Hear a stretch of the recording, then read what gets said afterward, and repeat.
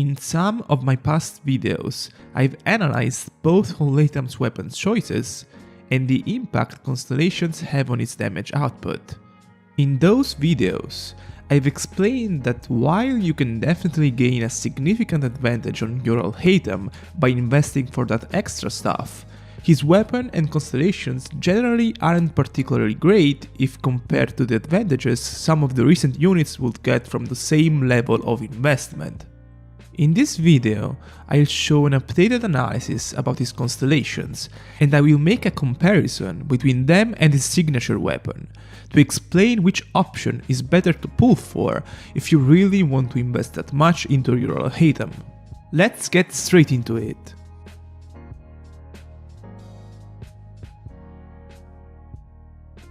First of all, some of Haitham's constellations have received slight updates, so I will go through them before doing the signature weapon comparison.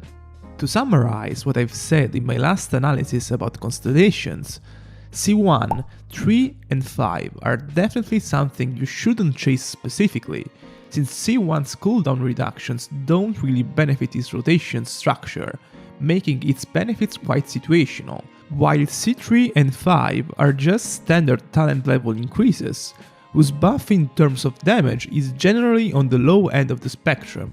Meanwhile, C2, 4 and naturally C6 were all pretty good. In the latest beta updates, C1, C2 and C6 got changed, so let's see if that increased their impact. Starting from his C1, the elemental skill cooldown reduction generated by his projection hits got increased from 1 to 1.2 seconds. I'm not quite sure what was the point of this change, since it was already easily possible to virtually nullify his elemental skill cooldown with the previous version of the constellation.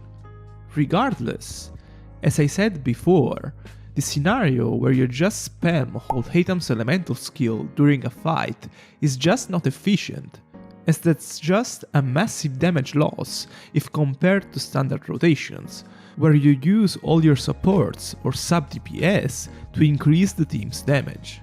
There is some potential with it that will come from splitting Haitham's damage window in two parts during a single rotation, but it's not easy to analyze that in pre-release phase. Overall, it's definitely a niche constellation either way. His Constellation 2 now provides him 50 EM for 8 seconds every time he generates a mirror, up to 4 times, instead of the previous 40. This one is now a 15% damage increase in standard rotations.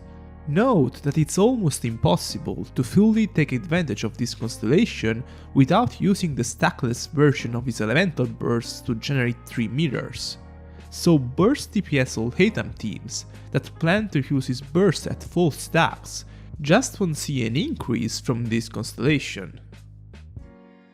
Regarding his Constellation 6, its values didn't get buffed, but it now has an effect that allows his elemental burst to generate 3 mirrors regardless of how many were up before.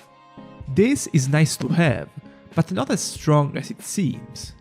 In fact, to enable the second, stronger effect of this Constellation 6, namely the crit buffs, you need to create a mirror while you already have 3.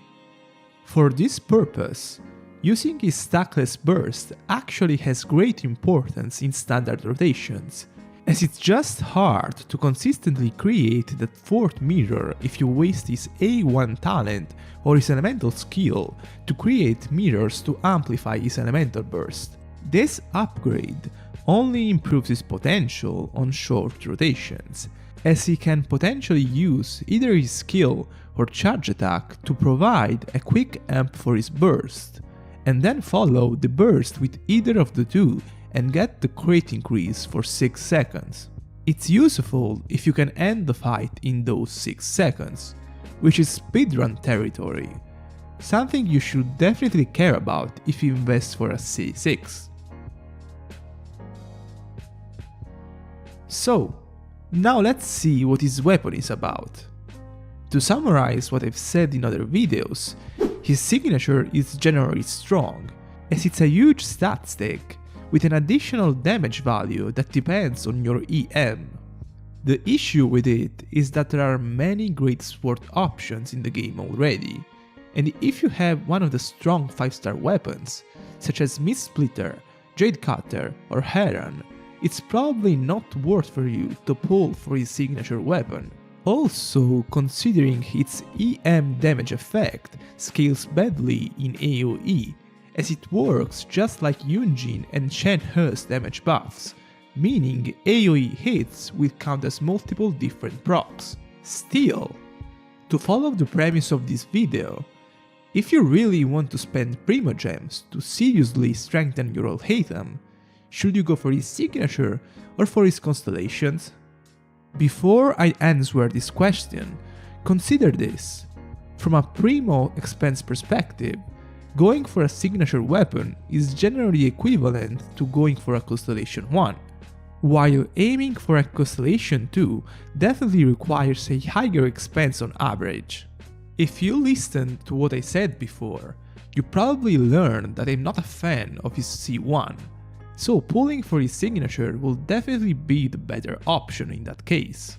Alternatively, if you're open to the idea of investing even more Primogems, and you have to decide between his Constellation 2 and his signature weapon, then the comparison becomes more complex.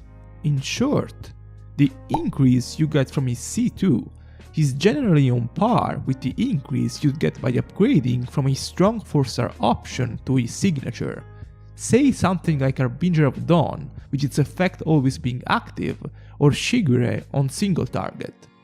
If you also consider that these theoretically good options might have consistency issues as well, making something like Iron Sting at max refinement a better baseline for cheap options, then things definitely start trending in the signature's favor, considering that you'd realistically get a bigger increase compared to the C2, while also probably spending less and potentially getting other useful weapons in the process.